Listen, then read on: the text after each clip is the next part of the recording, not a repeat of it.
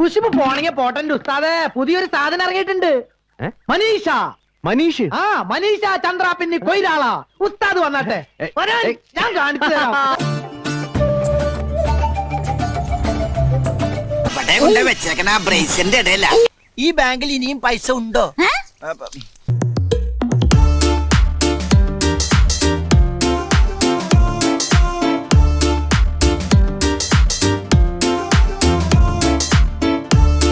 ഇത് കുറച്ച് കൂടിയനുമാ.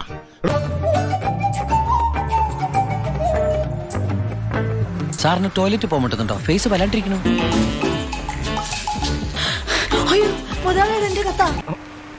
ഈ ചെക്കന്റെ സംസാരം എനിക്ക് തീരെ പിടിക്കില്ല കേട്ടോ. അതെ സാറേ, ഞങ്ങള് വഴക്കാം.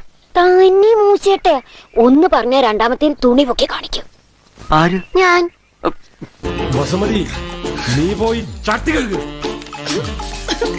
ചുമ്മാ അല്ല ഉറവച്ച് തടച്ചു കൂട്ടിയത്.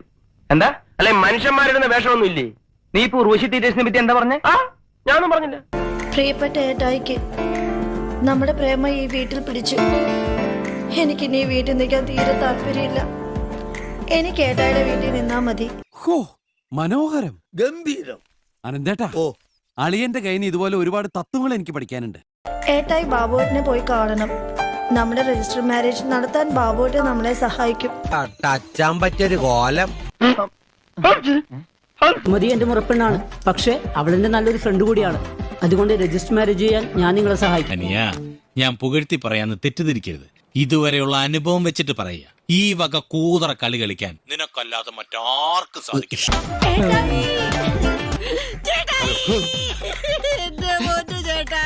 ചേട്ടാ ഒപ്പിട്. അല്ല വേണ്ട, ഞാൻ ആദ്യം ഒപ്പിടാം. ചേട്ടാ ഒപ്പിട് വേഗം, സമയം പോകുന്നു. ഞാൻ ഇപ്പൊ നടക്കുന്ന കാര്യം വല്ല ഉണ്ടേ പറ. തനിക്ക് നല്ലൊരു വേഷം കിട്ടുന്നതും കോഴിക്ക് മുല വരുന്നതും ഒരു ദിവസമായിരിക്കും. പിന്നല്ലാതെ. അയ്യോ സോറി. അയ്യോ ചേട്ടാ ഞാനിട്ട്. ചേട്ടാ ഇട്.